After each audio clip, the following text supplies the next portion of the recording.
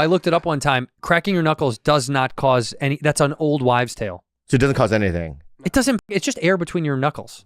Mm. But they made you feel when you were a kid. It was like, oh, you do that too much, you're gonna blah blah. Whatever the fuck. Yeah. Or they say that your masturbation is gonna give you hair on your palms. I shave every morning.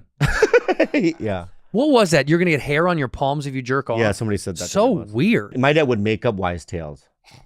If you watch TV too close, grandma gonna die. and I was like, she died already. Like, you did. Oh, yeah.